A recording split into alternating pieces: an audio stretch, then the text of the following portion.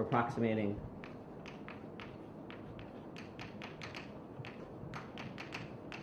tensor networks. So I want to just review that again quickly, and then sort of cover a little bit slower just the stuff right at the end. So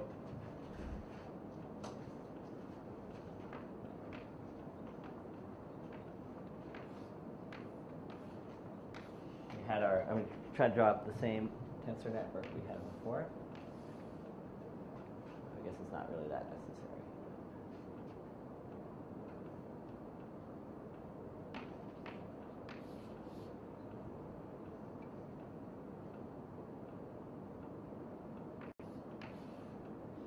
Okay, so again, this is a tensor network. All the tensors are labeled.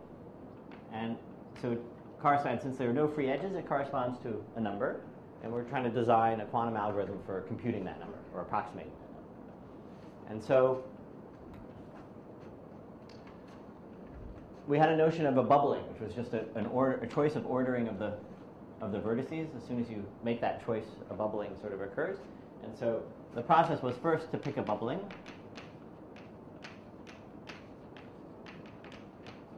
And then the second step was to normalize, which meant this terminology is from bonds, planar, the bubbling. It's the same. It's the same thing. Yep. And so to normalize, what we mean is, as we sort of take this bubble and sweep it across, we see, right, as we sort of move from one spot to the next, every time we swallow a tensor, as we approach the bubbling, as we approach the tensor, we've already encountered some of the edges. In this case, we haven't encountered any of them. And then by the time we're done, we've counted two. In this one, we've encountered one already, which is this one. And we end up swallowing the next three. And so each of those steps defines, we can interpret the tensor as a linear map, right? In this case, it's a map from C to H tensor H, right? In this case, it's a map from this copy of H to these three copies of H, right? And then as we move down to this one,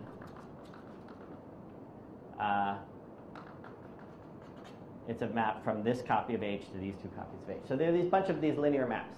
And so we normalize, which means we take each of those linear maps, we normalize them so that those linear maps are norm 1, and we keep track of those numbers, right? So those numbers we multiply to get, or those numbers we just keep track of for now. And so what we left is we replaced this network by a new network where all these operators, when viewed this way, by normalizing them, have norm less than or equal to 1, or norm 1. Okay. Is that clear? That's the second step. So now we're sort of in the right ballpark, and for implementing this on a quantum computer, because at least we're applying norm 1 linear maps at each stage. But of course, a quantum computer only can apply unitaries rather than norm 1 things. Right? And so to do that, we had to sort of expand the system a little bit more, which was for any operator A, we added an extra two-dimensional space and embedded this, and sort of embedded this inside the unitary map.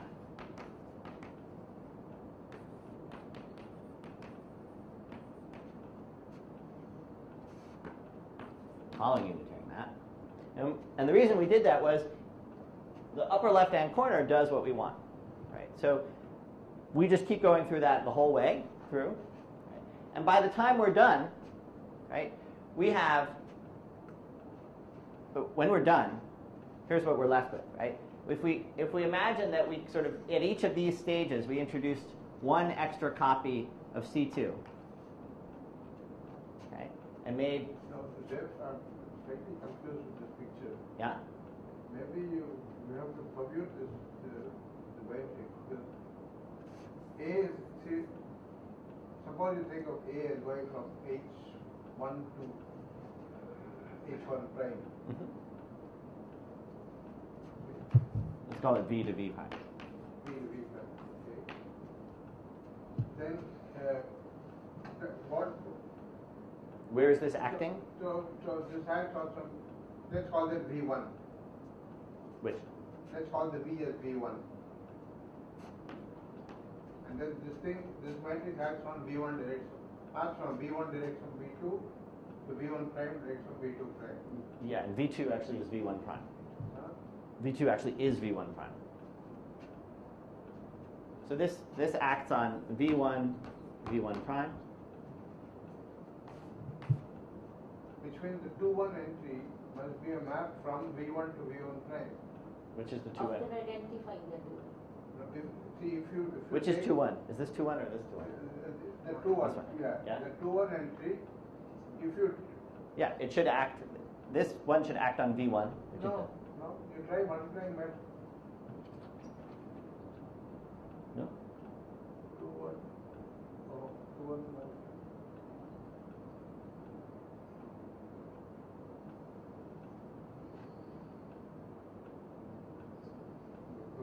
Yeah, it... Okay.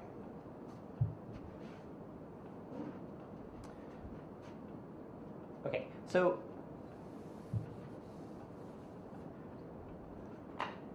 what we, in the end, what we end up with, right, is a vector whose, by the time we're done, we have a vector W. And what does W have as its property? It has the value of the tensor network,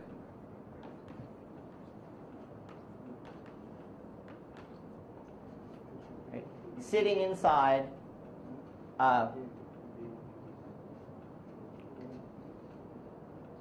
so sitting inside the component corresponding to V1 direct sum, or V1 tensor, sorry. That's what I'm saying. Let's do it this way. Is there still confusion? Yes. Okay.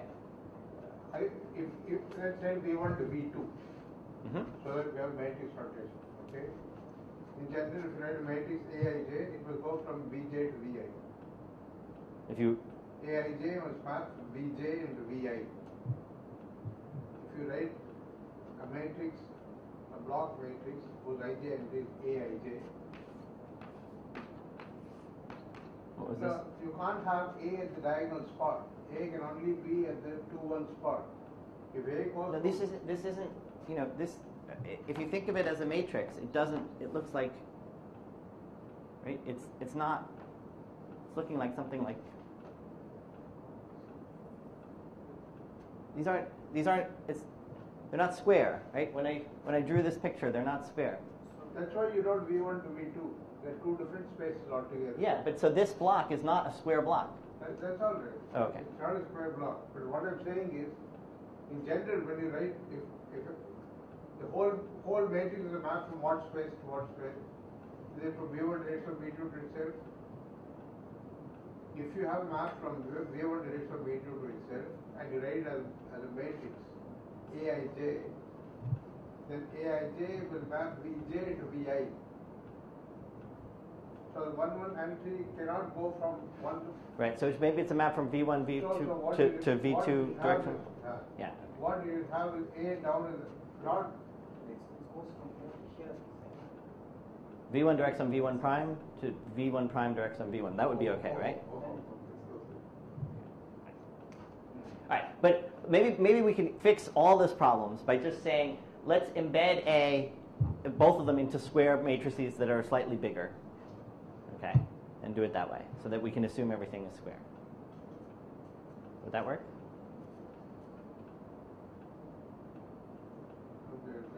Square.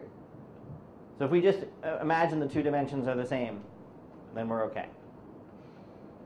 If A was a square matrix, we would have none of this discussion, right? So if A is not a square matrix, let's embed it into a square matrix by just having it. A goes from V to V. So you have from V direction of V to V direction of V. Okay? Okay.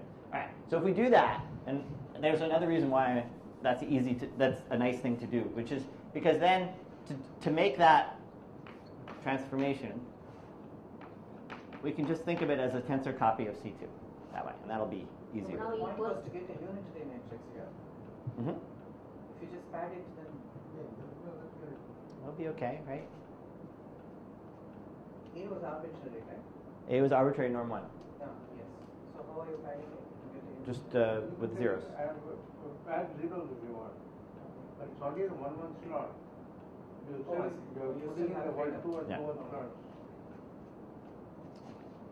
So by the time we're done, we have the value, where's our map that's left, right? Because we've added all these copies of C2, right? We have a bunch of, we're sitting inside C2 to the number of tensors.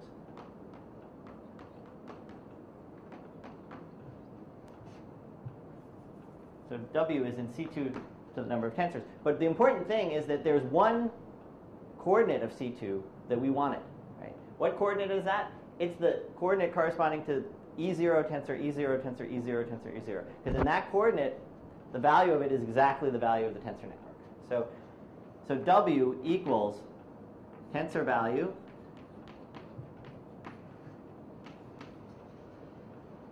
times E0 tensor, E0 tensor, E0, plus other stuff.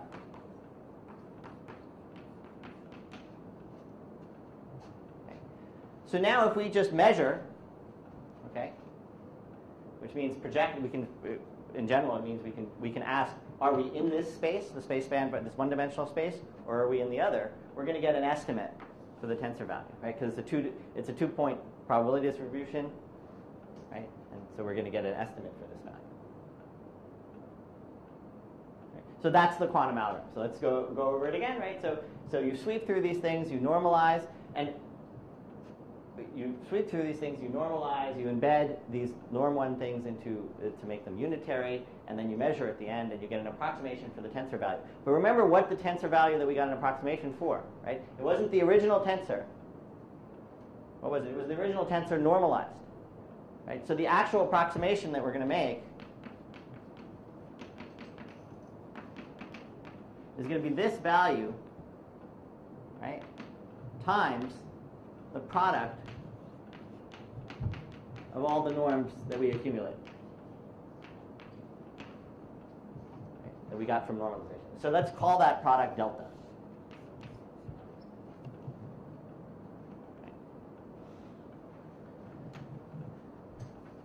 So again, what this means is if we measure and we call successful getting all zeros, right, then the probability of success, again just said, probability of success equals tensor value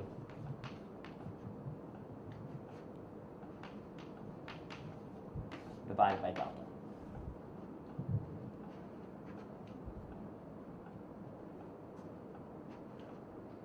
So this bubbling method you have adopted, does it matter which point you start? That's a great question. Yes, it matters dramatically. So what's the name of the game now, right?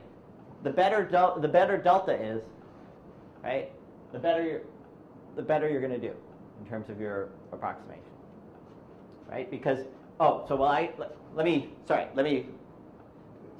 down the theorem first, and then you'll see why the better delta works. I'm still losing that. Okay. How did the delta arise? Okay, so the delta, remember how we normalized in this case? So we went through and we kept, if this was of norm 2, we divided by 2 and kept track of that 2. We replaced, if this map was of norm 2, we wanted everything to have norm 1. Right? So what we did is we replaced the tensor network with a normalized version so that all the maps were of norm 1. And we kept track of the product of those numbers. And so the tensor we're actually evaluating is a fraction of the tensor that we started with. What fraction of it is? It's a delta fraction. And this is information we can keep on the side.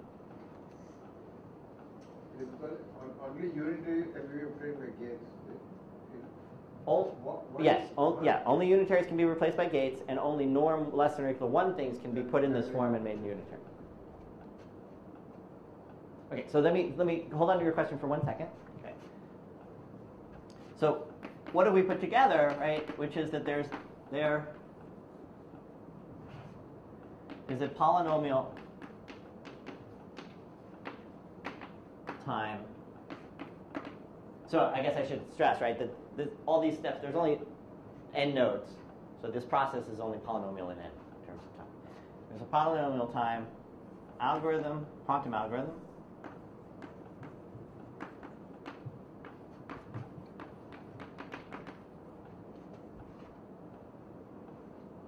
for approximating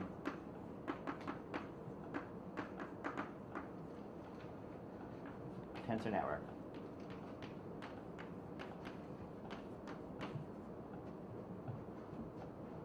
For a given bubbling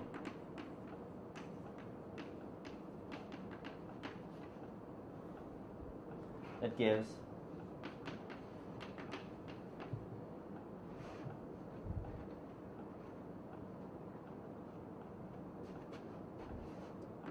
the tensor value plus or minus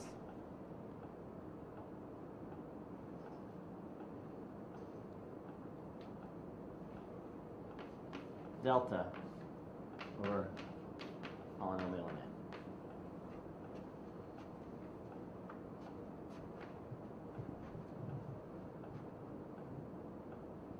Okay, so let's just make sure we understand what this means, right? It means that the level of approximation we're getting, right, scales with delta. And you can see why that is, right? So estimating a probability distribution, if you're just getting samples from a probability distribution. You're only allowed polynomial time, so you can make those samples polynomial number of times, so you get the probability distribution up to polynomial accuracy. But, right, that's the estimate of this. If we actually want the estimate of that, right, your error is not 1 over polynomial, but it's delta times 1 over polynomial, right, because you're going to have to blow up this error.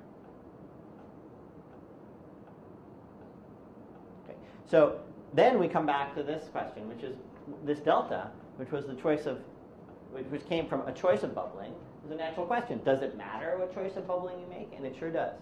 It very much matters. And there is no, I think in fact it's probably, my guess would be it's NP hard to figure out what the best bubbling is in terms of minimizing this, but if you have a particular problem that you're in mind, sometimes you have some intuition as to what a good bubbling choice of bubbling. Okay. And so let me, let's see, I could give you a, see if I can come up with a,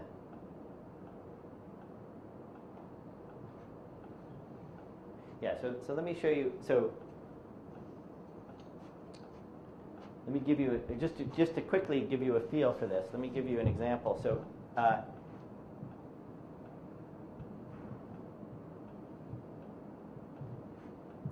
if you take the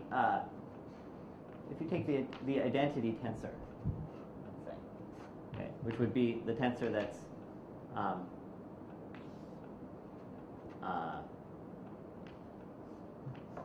ij entry is equal to delta ij. Okay, so that's clear. So if they're both labeled by the same thing, it's 1. If they're labeled by different things, it's 0. So if I build a network out of that, it looks like maybe this.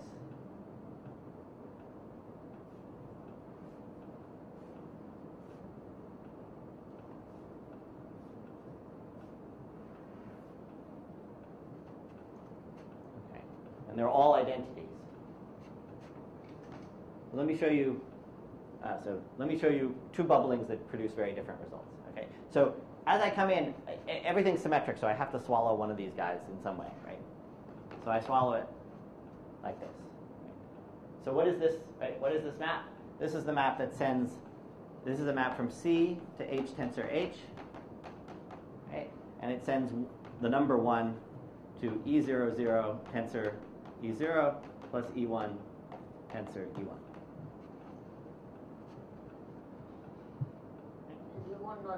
And I want to normalize that, so this has norm square root of 2 as a thing, right? So my delta keeps track of a square root of 2 so far.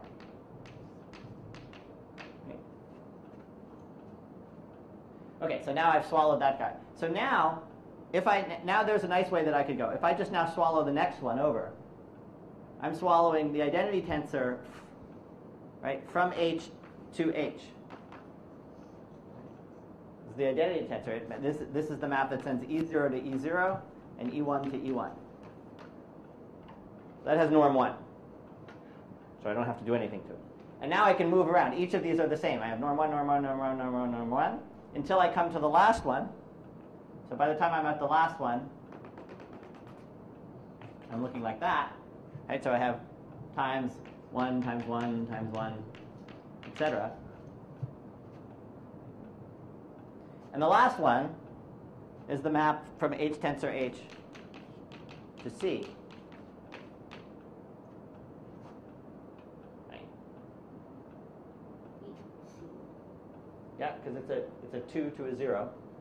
Right. And it represents it sends. It ends up just it sends. Let's see, what does it do? It's inner product with this vector, right? And this vector has norm square root of 2. It's the adjoint map of this map. However you want to think about it. So you pick up the second square root of 2. Yeah. So delta is 2 with this choice of bubbling. Let me show you a really bad choice of bubbling, which would make a very big difference. So every time I swallow things from 0 to 2 or 2 to 0, I incur a penalty that's different than if I swallow things from 1 to 1. Right? So if I was to naively go along and I swallowed this guy, and then the next part of the bubbling I went around and I swallowed this guy, right? And then I went around and I swallowed this guy, right? Then already I've incurred a penalty of square root of 2 here, square root of 2 here, and square root of 2 here. And nothing I swallow is going to have norm less than or equal to 1. So you can see that it's worse.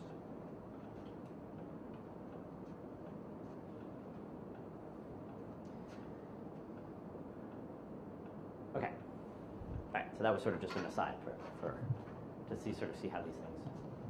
Just out of curiosity, what is the best you can do with this? This turns out to be the best that you can do. 2.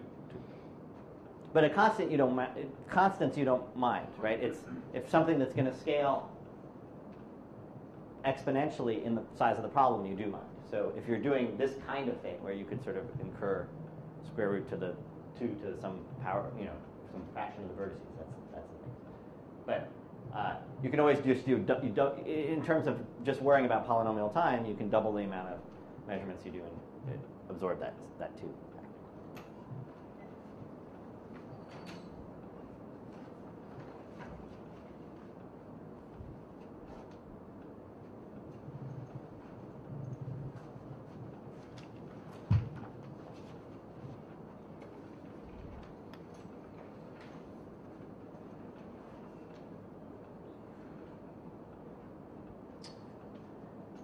Okay, so on the one hand, we have an algorithm for approximating, giving a bubbling order, approximating a tensor network up to this factor.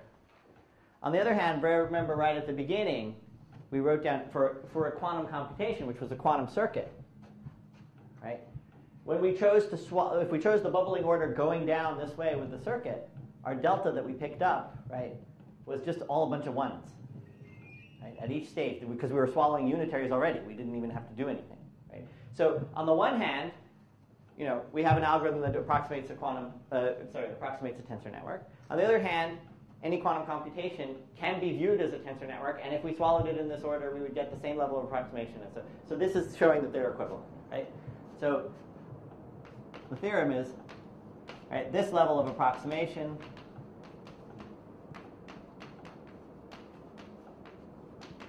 which is this level over here, is equivalent to you can sort of say the model of quantum computation, polynomial equivalent.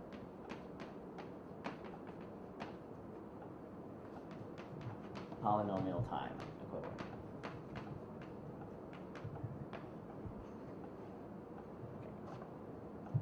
So this is the underpinnings of what I started this sort of the whole. So why are we presenting this stuff at all, right?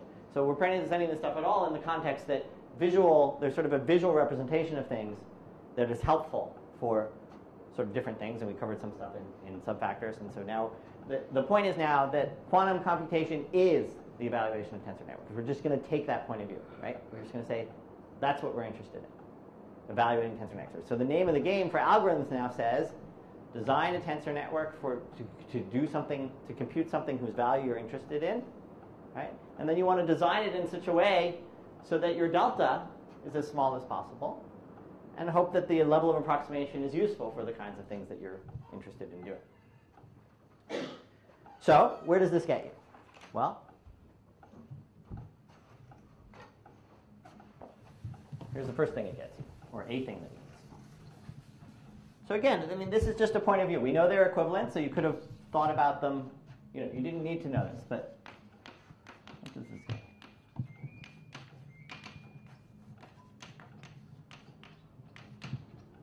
Okay, so what it gets you is that any problem that you can turn into an evaluation of a tensor network, you automatically have a quantum algorithm that has some level of approximation.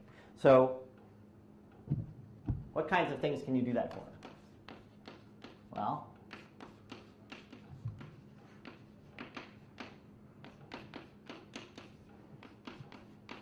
so you can take these invariants of graphs or braids in this case, and you can, so in terms of approximating the Jones, or looking at the Jones polynomial at certain places and at certain particular values, you can turn that into a tensor network. And I'll cover at the end, if I have time, this one because it connects up to subfactors. And from tensor networks, you can turn it into a quantum algorithm, as we just said.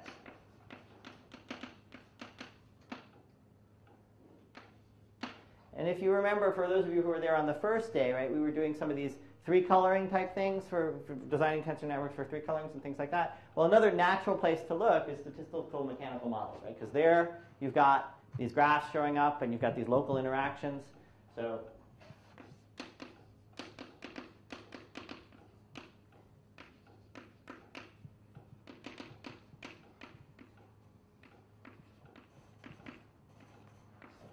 right, you can turn those into tensor networks. And then the name of the game ends up being, right, which is how good is this approximation, right? So out pops these algorithms. They estimate these values, right? But they estimate these values up to this additive error. Now, for most problems, additive errors is not, what you want is multiplicative error. You want to sort of predict something up to a factor of 1 plus or minus epsilon. Right here, right, it's an additive error. And if delta is too large, right, we've got a problem. But also, if the tensor value is too small, right? If we're trying to compute something exponentially small, but we're only doing it up to polynomial accuracy. I mean, even if delta is just all ones, right? Even if delta is 1, this is only polynomial accuracy, right? And so there's a real legitimate question, which is, so I should put just here, approximation, right? It's a quantum algorithm for approximating. We stress that it's approximation. And so there's a real fundamental question, which is this level of approximation anything useful for these problems? And so the answer is a little bit ambiguous. So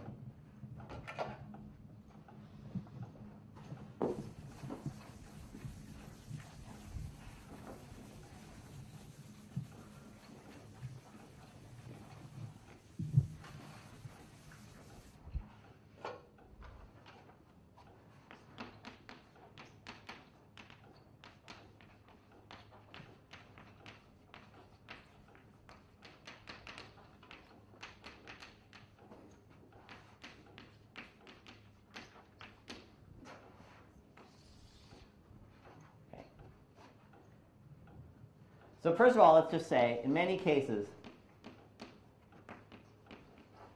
it is not what you want.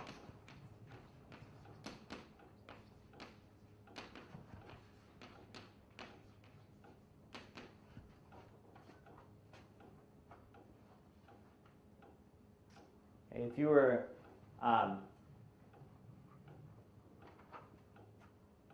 let's see, if you were computing the Jones polynomial of a braid where you're at a value that wasn't a root of unity, for instance, that would correspond to evaluating evaluating a picture that would, like, if you just wanted to look at the value for the identity braid.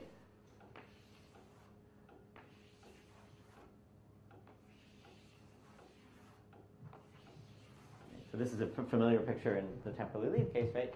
If the value of a loop is some number less than 1, then this is an exponentially small number in the. So this is an exponentially small number. We know we'll never get an approximation that good, right? So it's looking a little hopeless, right? If you can't even figure out, if you can't even get a good estimate for the identity braid, why should you, hope for anything decent out of this thing? So on the one hand, that's true. On the other hand, right, you have this equivalence, right? You've got this equivalence in general between evaluating tensor networks and the same as being the power of quantum computation, right? And we understand that there's at least one problem, big significant problem that we know how to do there that we don't know how to do classically. And in particular, if you restrict to these types of problems, but you look at them at the right places for the right values, right, they end up also being complete problems, meaning they capture all of what quantum can do, right? So, but for some classes, it is a complete problem.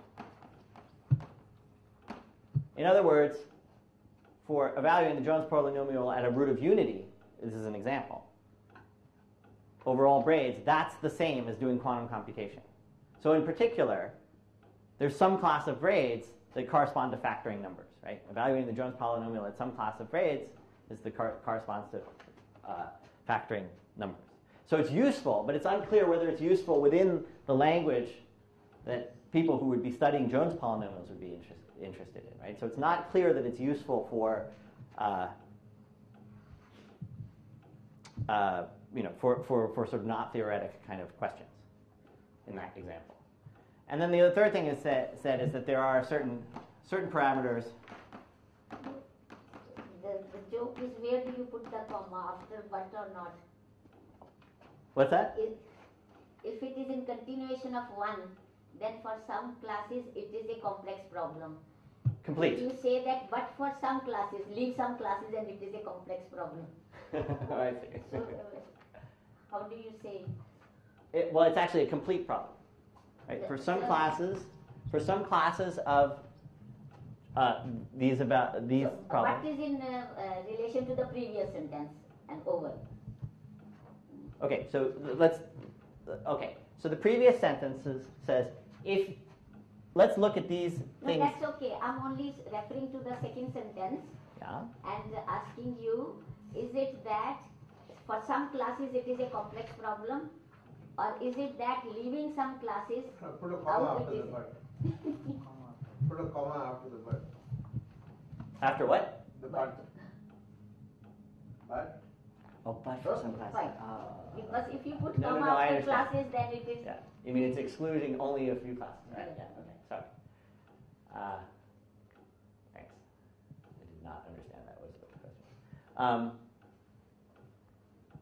But then it And- will be the remaining complement, so it's still okay. What's that? Yeah, but Even if it you put stresses. after I classes, understand. It is the remaining set. It's still okay, but.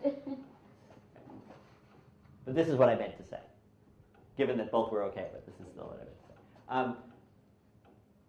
And for certain parameters, at least to my knowledge, we don't know a comparable classical algorithm. Okay, so for certain statistical models, mechanical models, for some clever choices of bubbling, we seem to be getting better approximations than we know how to get classically. But it's still unclear, but the first thing still applies, which is unclear whether that level of approximation is anything useful.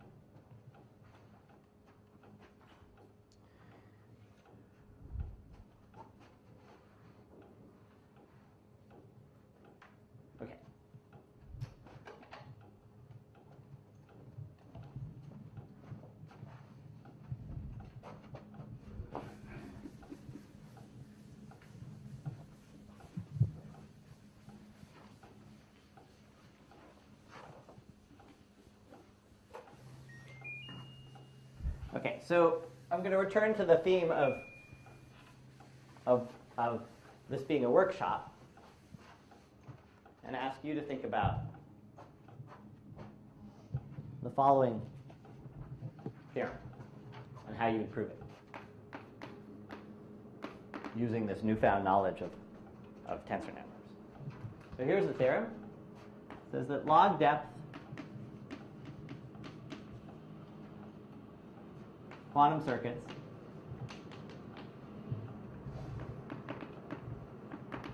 I guess I should say local quantum circuits can be simulated classically.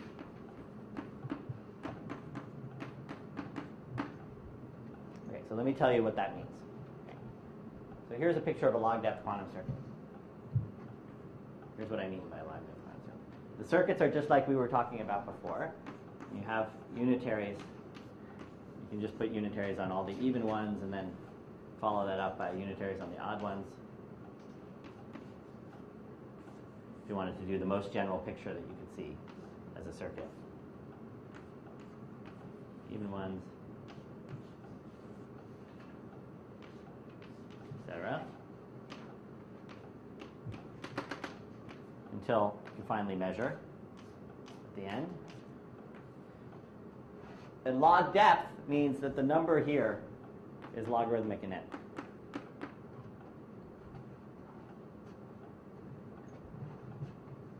Okay, so this is a class, so we're now thinking back in the language of the original traditional language, right, of quantum circuits, right?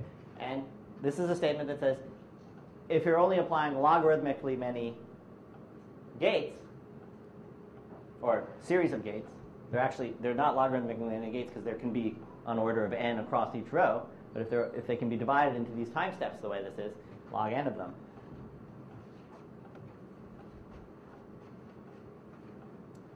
then you will want to be able to simulate this classically. So anyway, so it's kind of an interesting result, right? Because maybe there's some interesting things we can do with log n circuits, knowing this result. But my question to you, how do you prove this? So I'm going to sit around and wait while you guys think about this. Right? But the point is to take the tensor network point of view about this, try to understand why it might be you can simulate. So I'll wait a few minutes to think. Are there any questions about the problem? So can we clarify? So can you read that theorem once again? Okay. Low depth. Log depth, local. Local refers to the fact that the unitaries are neighbors. Okay. Quantum circuits. It's long depth or low depth? Log depth. Oh, log depth. Log depth. My handwriting has betrayed me.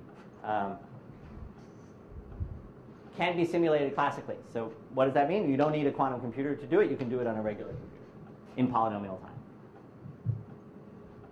Okay. So you have a regular computer, polynomial time, but I want to do something that a quantum computer So this is could just do. exponential of log is polynomial. That's what we want to use. Yeah.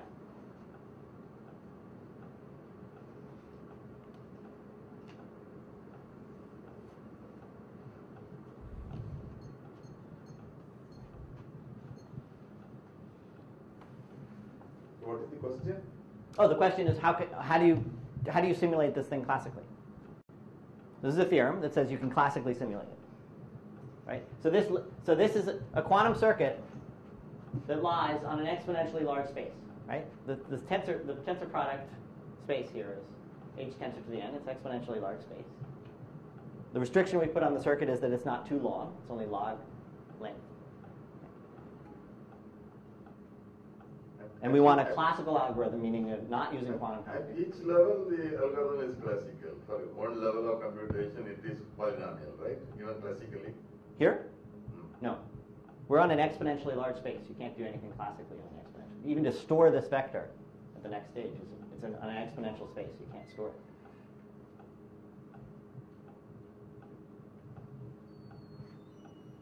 So, okay, yeah, so let's talk about this a little bit more, right? So as we start, with E0, tensor E0, tensor E0, tensor E0. Okay, there's only one non-zero coefficient, so we can keep track of that, right? But as we start to maneuver these things, right, by the time we've got to this level, there's no clear way to store the things, because this is a vector on a space that's exponentially big. So if you want to do linear algebra on a space that's exponentially big, just looking up the coefficients even just storing anything is exponential time. So that's not going to work. You're not going to be able to classically go this way and do this. Right, that's the problem with so if we could do that, right, we could simulate all of quantum computation, because it wouldn't matter how long this was. We could just do each step.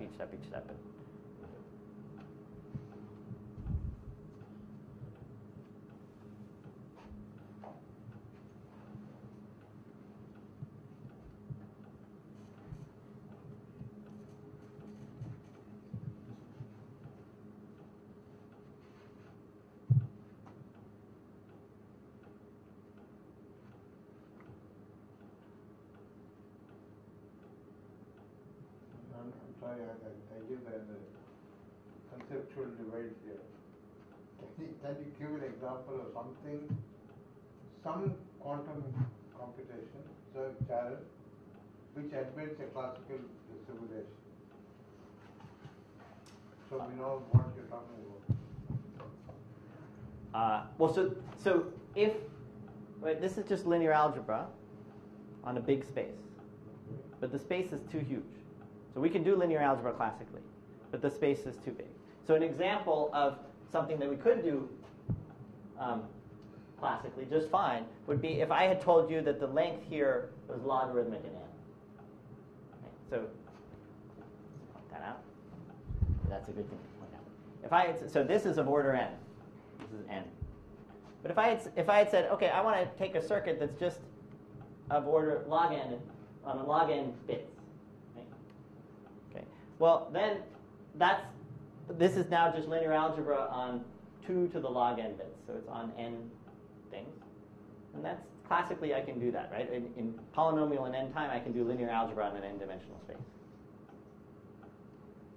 Matrix multiplication is like n squared or n cubed or something like that, depending on how fancy you want to get.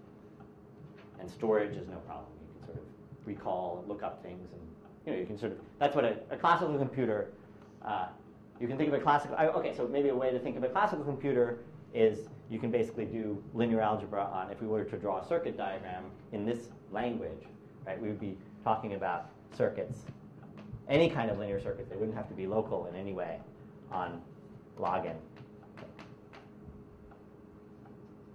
Any kind of, no unitary restriction. You wouldn't have to do measurements at the end. You just have the actual end. You can see that vector, right? So you can look up anything, any coefficient you want of the vector that you want to look at.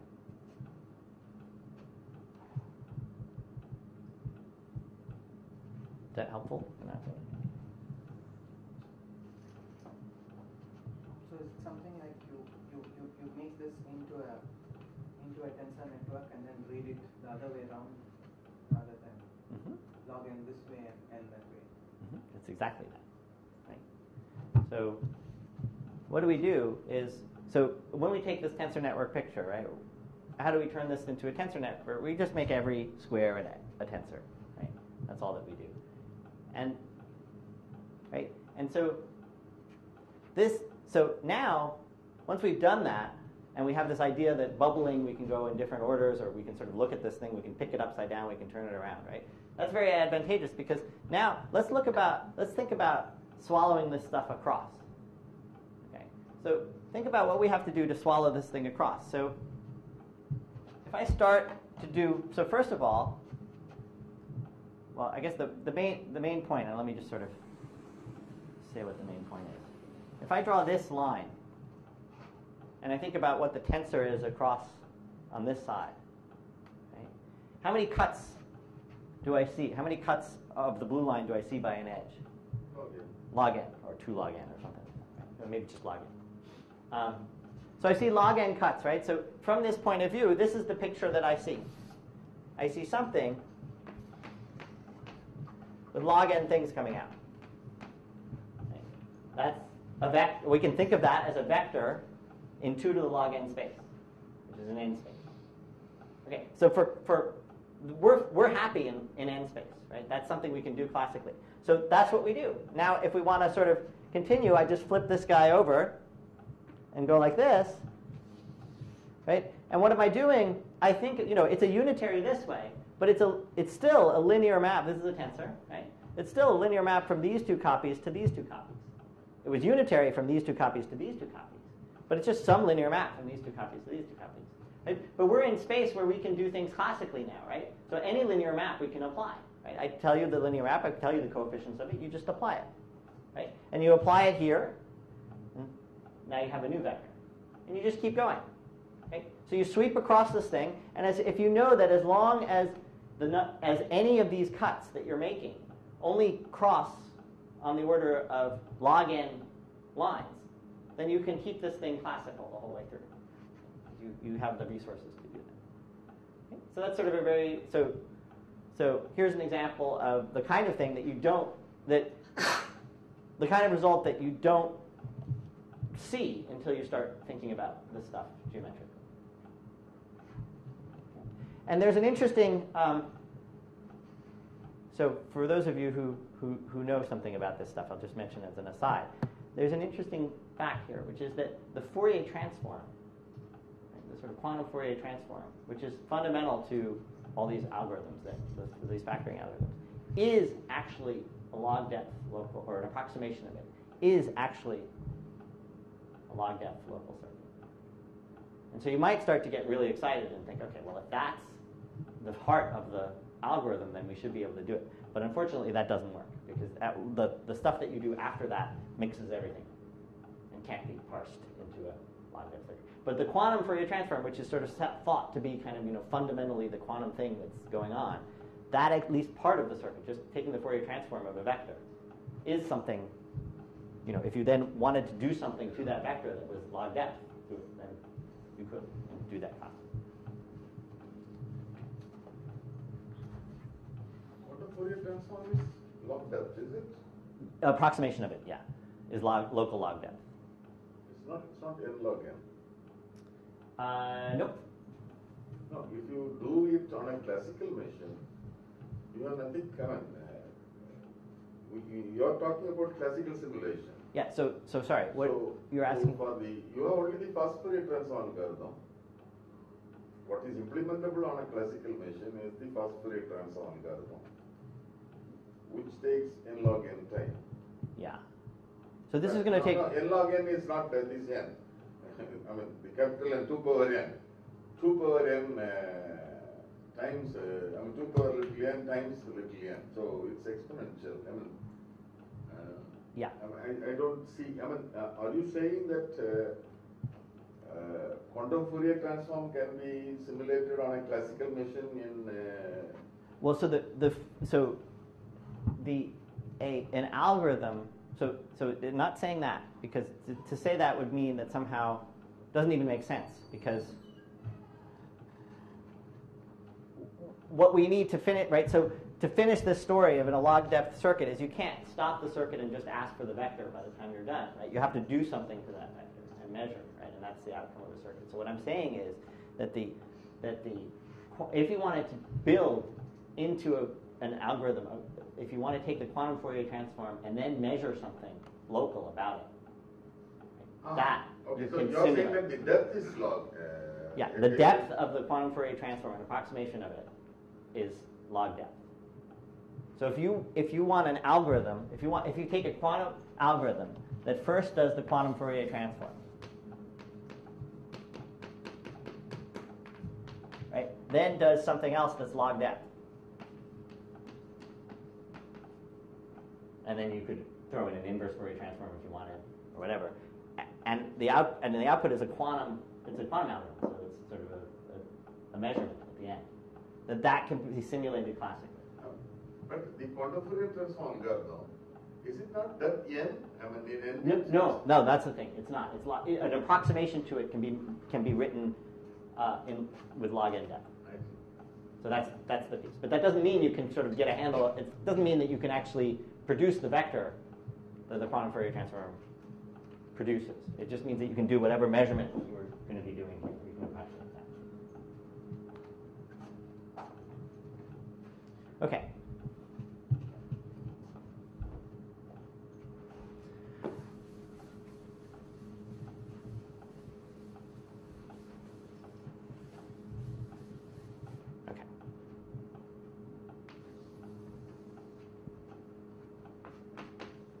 So now we're going to talk about something that's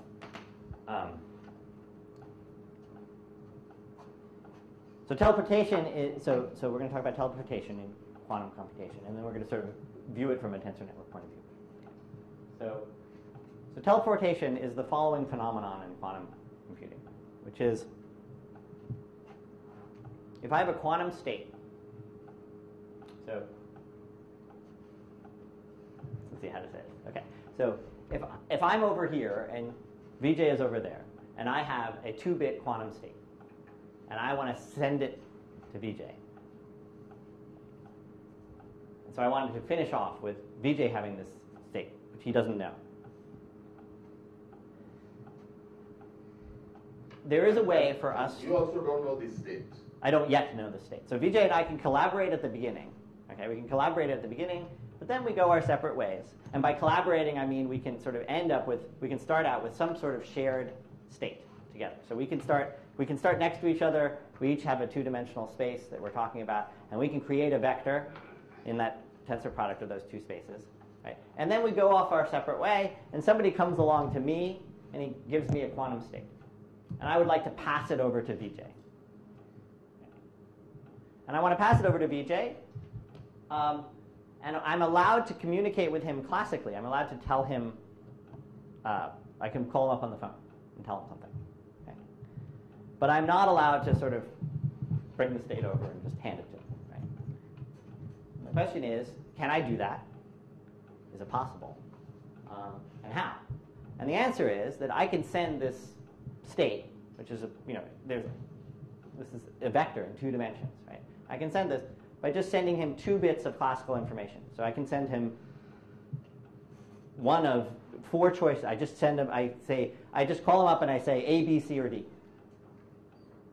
And by the time he takes that information A, B, C, or D, and he ends up now with the state that I had. And obviously I've done something at my end to tell him which of the A, B, C, or D to do.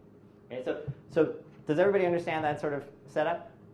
That if I want to be, so it's sort of an important thing within the quantum world, right? If I want to be able to move information around, right? I sort of want to be able to sort of figure out ways of sending quantum information around, and this is a way of doing it where VJ and I don't have to know what quantum information is coming beforehand. We can set up a channel. Right? This sort of turns out to be sort of like a channel, but where actually the communication that eventually ends up happening is only classical. So I'm going to now draw a picture associated to that, right? And so the picture is the following. Here's me, right? And here's VJ. Okay? And we get together, and we can share. We each have a copy of a 2-dimensional space, right? And we can get together and do something beforehand. So what does that correspond to in our setup? Right? That corresponds to that me and VJ can share a 2 tensor. This is our starting 2 tensor. Let's call it L. Right? So what is this? This is a 2 tensor. This is an element in C2, tensor C2. So we're sharing it. Right? But after we share it, suddenly we end up with this wall. Right? Well, this wall ends up being, right? What does this wall end up being? This is when me and VJ go away from each other. And then I'm traveling along with my little copy, right? And VJ's got his little copy. And somebody comes along and says, listen, I've got this really important state that I need you to get to VJ right away, right? And so I say, okay, well, where is it? They're like, well, I got my copy right here. So here's my copy V. Okay, send it to VJ right away. Okay. So the point is that this line is firm, right? I can't walk this state over to VJ and say, here you go, because we're separated by whatever, and I need to do it really, really. So I need to do something, and I do have access to a phone line. And so I can call up VJ in here. I can do something in here, and then I can get on a phone. Draw a little phone. Cell phone, because I'm modern. Okay, and I can call VJ, and we can talk. And in fact, we don't have to talk much, it turns out. I can just tell him A, B, C, or D. One of those four things. He picks up the phone, I say one of those things, he says, okay, he hangs up. Okay? And then by the time we're through, in the end, VJ has D. Okay? So this is what teleportation says is possible. Okay? It says, so let's just review to make sure we've got it straight, right? VJ and I first get together, we have some L. We don't know what V is going to be, right? We can get together and form a joint vector together. Then we go separately. I'm encountered by somebody who says, hey, send VJ V. I'm allowed, the only kind of communication I'm allowed with VJ is classical. I can call him up on the phone. Okay, I can't hand him anything. And by the time I'm done, I want VJ to have D. Okay.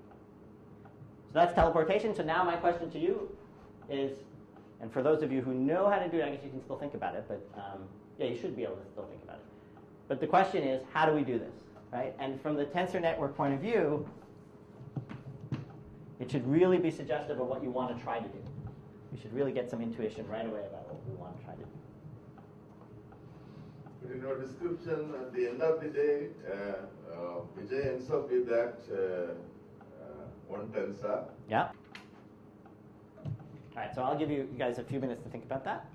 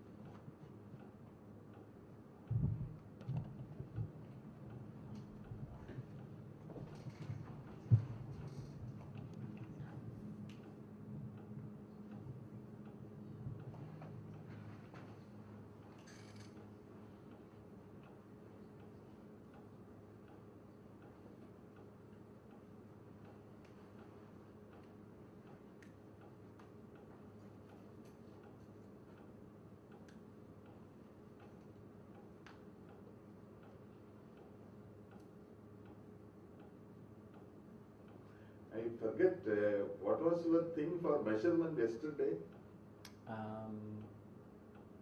What does the tensor picture look like? Yeah, in the tensor picture you had something for measurement.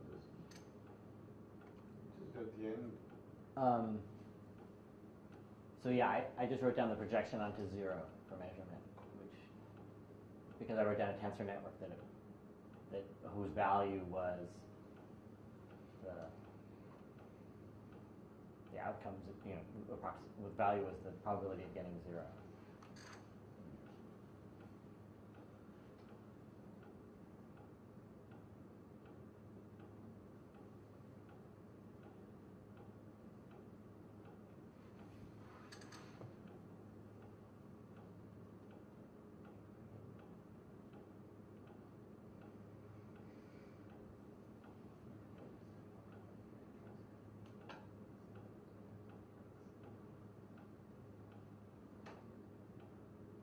Well, it can tell. So that's a good question. So the question was, what is, in terms of tensor networks, what is communicating classical information translate to? And so what it's going to translate to is, I'm going to be telling VJ to do one of 4 things, basically. On his end, he should do one of 4 things. Right? So if we want to sort of analyze further what this means, it must mean that I do something, and based on what I do, I tell VJ to do one of 4 things. And what are the kinds of things that he can do? He can apply unitaries, right? Or he can measure. Whatever things I can do is I can apply unitaries or I can measure. Until I measure, I don't have any reason to be able to, whatever I could have told him, if I haven't measured anything yet on my side, there's nothing I can tell VJ that I wouldn't have been able to tell him before. I've gained no information. Right? So if we think about it some more, I have to measure. Based on that measurement, I have to tell VJ basically what to do. And then VJ does it. If that helps a little bit.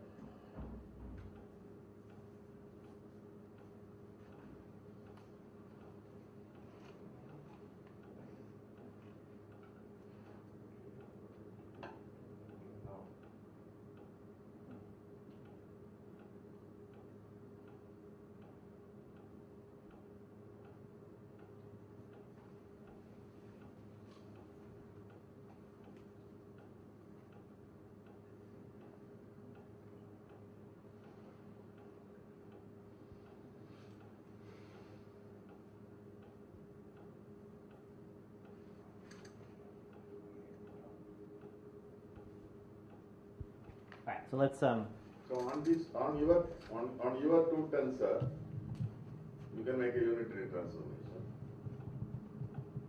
on my two tensor, I can make a unitary transformation. That's Unitary true, transformation so that your measurement comes to some standard thing. right? And based on what that outcome then you could be. measure, Yeah. which means you So evaluate the tensor, and that whether the value is 0 or 1 or 2 or 3, then that you communicate. Right. So that seems to be what sort of, if we just sort of backfill, what I have to do is I have to apply some unitary, measure, right? I get one of 4 outcomes. I send those outcomes to VJ. Which one happened to VJ, right? And based on that, he does something over here.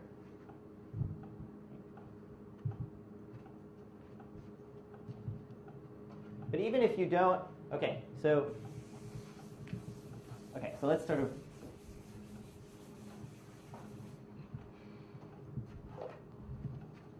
let's just think about this. Let's just look at this one more time. This big thing is what the unknown stuff. We don't know what happens in it. Okay? And this is, we have a choice of what L to put here that we can do beforehand. Okay? And by the time we're through, we want to end up with this picture. Right, so there's VJ has, there's this line here, and VJ has this one thing, and by the time we're through, if we look at that one thing, what's it supposed to look like? It's supposed to look like B.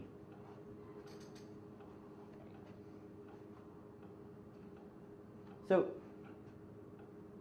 if I was just drawing a picture in here, what picture should I draw to get V over there?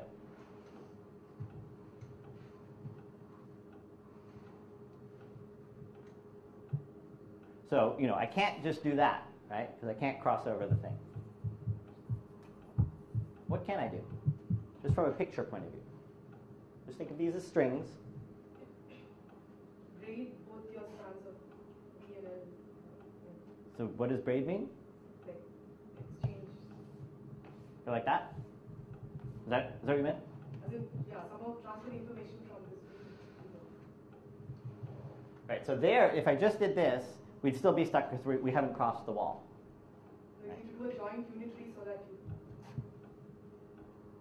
you move the information from. Okay, yeah, so wouldn't it be nice if I could do that?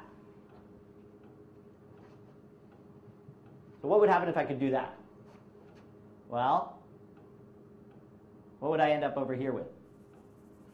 I'd end up with V. This is just a tensor network formalism. We're not cheating in any way. Composed with L.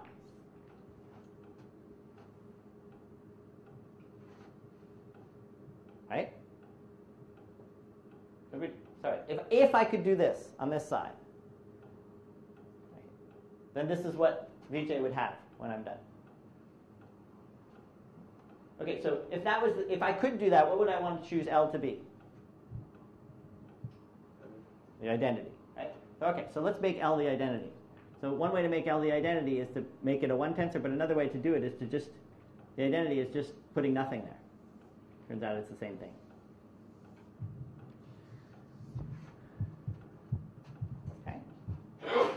So if I was able to put this picture in and I choose L to be just the identity, this would be great, right? I'd be done. It's perfectly things, right? But I can't do this. Right?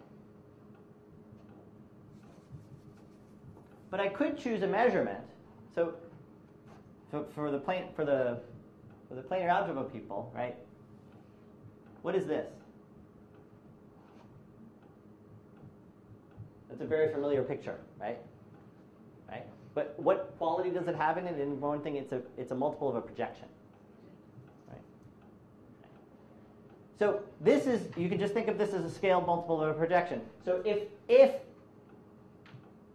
I chose a basis to measure in, if I chose a basis to measure in that where this was the projection, one of the outcomes, if I got this outcome, right? If this was the outcome that I got, this would be the picture that I would end up with. And Vj would have V, without me sending anything. Does that make sense? This is a linear operator, right? If you look at what it is, it's almost a projection, turns out. You can just multiply it together and you get the same thing plus a loop. So if you scale it the right way, it's a projection. Okay, but the trouble is, right, I can't just sort of enforce that the outcome is going to be this. If I could enforce that the outcome was going to be this, that'd be all set. So I need to understand what the other outcomes is, and if I can build, so what's another possible outcome? Well, what if I had a different projection where there was some tensor here, W? Okay. Suppose I was able to get this picture. What would I have to send Vj? So what would Vj be looking at when he's there at the other side? He would be looking at V and then W. Right? So for him to get V, what would he have to do? He would just have to invert the linear map W if it was invertible. Right? So if it was a unitary map, he would just have to apply U star. So if I could communicate through saying A, B, C, or D, if I could communicate one of those was W and W was unitary, he could apply W star. Right? And W star would cancel and he'd have V. Right? So the question then becomes, and so if all my measurements, if all four measurements have this form with different W's here, if I can design something that has this form, right, then I'm all set. Because I would have four different things. I'd just say, hey, look, I'll tell you which one of these comes out. You just apply the inverse of that one there, and we're all set. Okay. So now we're looking for, so what are we looking for? This now just becomes a simple linear algebra question. And what are we looking for? We're looking for tensors of this form, right, that have some properties. One is that they're a projection. We're looking for four of them. Let's call them, let's put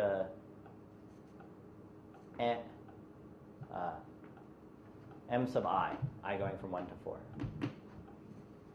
I need it to be self-adjoint. That's why I'm putting the same m on the top of them. Right? So I'm looking for tensors, right, that are projections when thought. We want this to be a projection. But what else do we want? We want this picture to be unitary. Right? Because if this picture is unitary, Vj can reverse it on the other side. And the third thing we want is that we want the sum of these four pictures. Right? We want the sum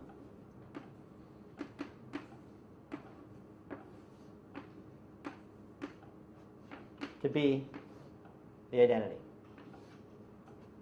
Because that's the condition we need for measurement.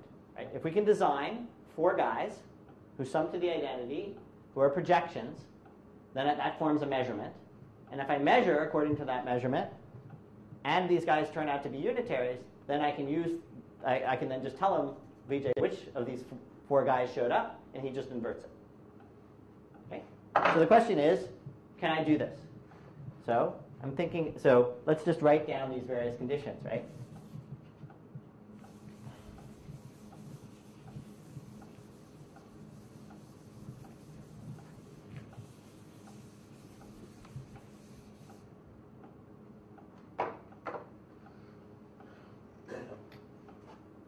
So this one, if I think about it this way, right, it's just a 2 by 2 unitary. Right? This is what this means. So I need a 2 by 2 unitary. I need 4 2 by 2 unitaries. These are just numbers. So I need that matrix to be a unitary. Now let me understand what this means.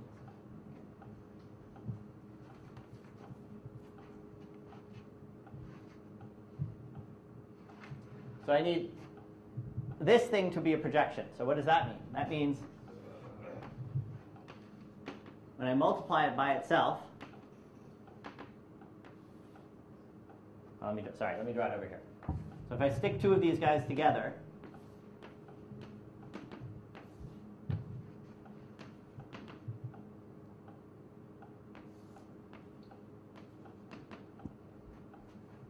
I want that to equal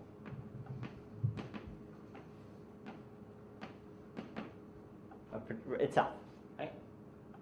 Okay, so we can clearly see what condition that imposes, right? That imposes that this is equal to 1. It's a number, right? And it's equal to 1. What number is this? Right? Well, let's interpret this picture by putting a cut here. This is the inner product of mi with mi. So this just says, I want, as a vector, I want to think of this as norm 1. Right? So that means that the sum of the squares of these entries has to be 1 for each of these. That's this condition.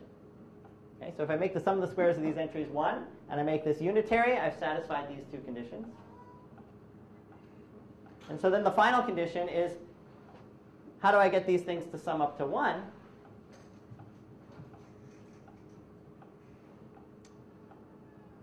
Let's see if I can sort of say that very quickly. Well, one thing I can do is insist that the two projections are orthogonal to each other.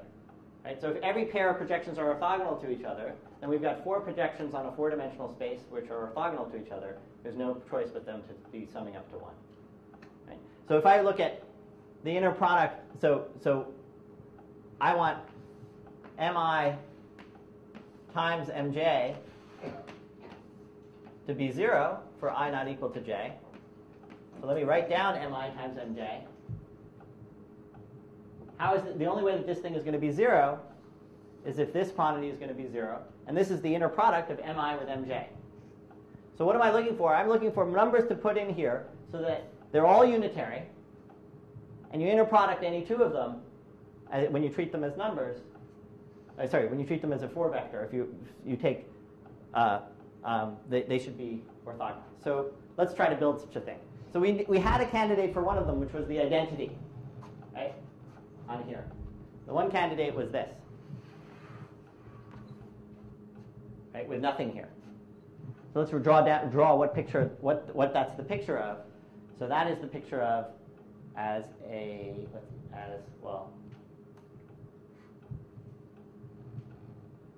matrix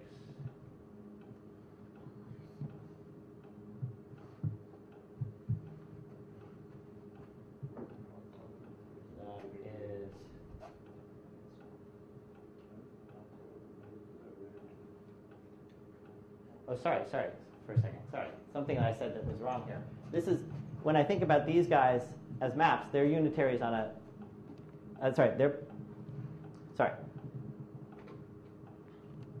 This is what I'm thinking about as a unitary, so that corresponds to just one of these loops. And we were putting nothing there, so it corresponds to the identity. Okay. So one of these matrices that we're trying to build is just going to be the identity.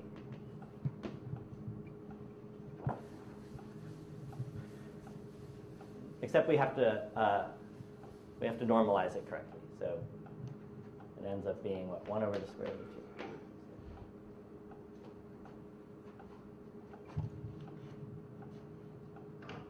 And now we're looking for ones that are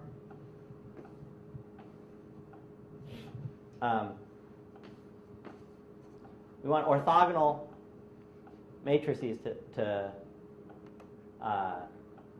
these guys. So an obvious candidate would be something like this, right?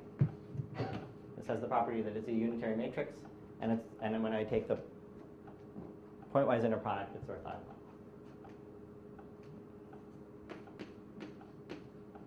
And so now we need 2 more, and we'd be done once we have 2 more.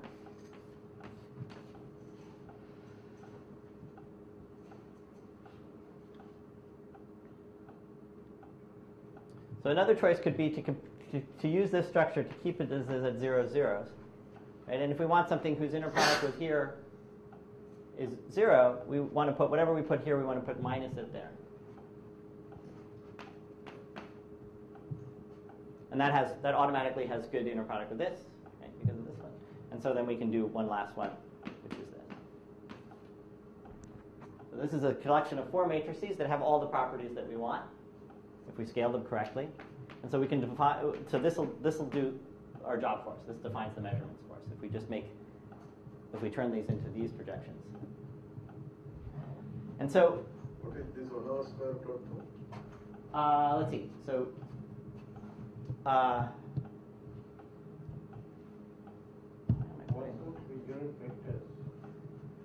so That unit case it should be 2.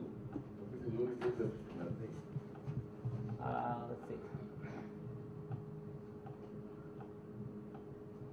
And the normal vector is 4-dimensional, right? No, these are 4-dimensional matrices or 2-dimensional matrices? Well, this picture was going to be a 2-dimensional matrix, so half of it. Oh, those are also 2-dimensional matrices, is it? These are, because they're Matrices 2. you have written? What's that? Those matrices are 2-dimensional matrices or 4-dimensional? 2. Sorry, these ones Oh, were supposed to sorry, be 2. yeah, I thought they are 4-dimensional. Okay, so versions of these turn out to be important for. Let's see, how are we doing on time? Okay, so we're just finishing up. So I'm just going to mention very quickly that if you sort of do a little fiddling with these and make them eyes, you get the Pauli matrices, which is sort of familiar to various people. And they're useful in this. So the normal way that, well, anyway, so that's where they come from, because they want these. These are the relations that are helpful for them. So this is one way to think about it. So in the end, we've designed a system where we can do teleportation, and this is sort of a nice way to think about it. And I guess I have 1 more minute, and I sort of wanted to make sure to tie in. Wanted to just take a moment to mention 2 open questions that are sort of unrelated, but I think are nice questions. One was a question that Vijay asked, which was, is there a quantum algorithm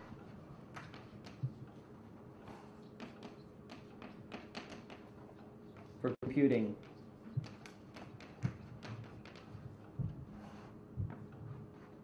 the dimension in a subfactor, in a finite index subfactor, the dimension of n prime intersect mk, mn, I guess. So is there something that goes polynomial in n to compute that?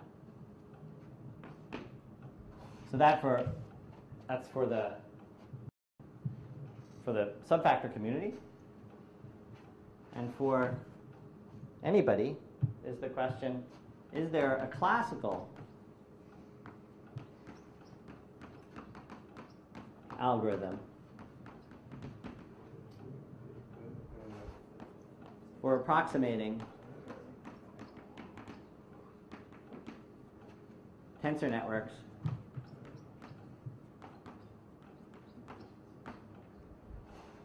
all of whose tensors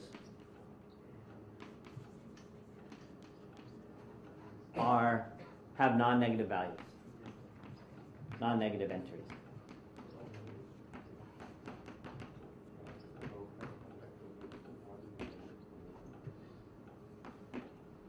Okay, so let's just to be clear, I want to understand if I have a tensor network, say, and suppose I know that each of these tensors in this, no matter what I label things by, each of the tensors spit out non-negative numbers. So everything is positive or 0. Right? There's no negative. Then is there a classical algorithm for doing this? And the reason to think that there might be to approximate it at the same level that this quantum algorithm does it. So this would be a sort of class of tensor networks, right? They're sort of smaller class. They'd include, for instance, the ones that we did earlier about sort of writing down a tensor network for counting the number of 3 colorings and the number Those were all tensor networks where the values were either 0 or 1. It's a special class. But here's the intuitive reason that most people would say, yes, surely there is. Okay? So the intuitive reason would be the way quantum computation seems to work and has an effective is it sort of deals with cancellations. That somehow you're computing something and it kind of handles cancellations well. It's sort of, so if you can get various things to cancel and they end up with some sort of result, that quantum is the way to kind of get at that. And if you have all non-negative entries, this is just this is an exponential sum of numbers, but none of them are negative, right? So there's no cancellations going on. So this doesn't seem like a kind of problem for which a quantum computer would have any advantages. So on the one hand, that suggests that that it should be done classically. On the other hand, I don't know of a way to get the kind of approximation that you can get. And it would be a really interesting thing. I think from my perspective, it would be a very interesting question to know the answer to. All right, so we'll stop there.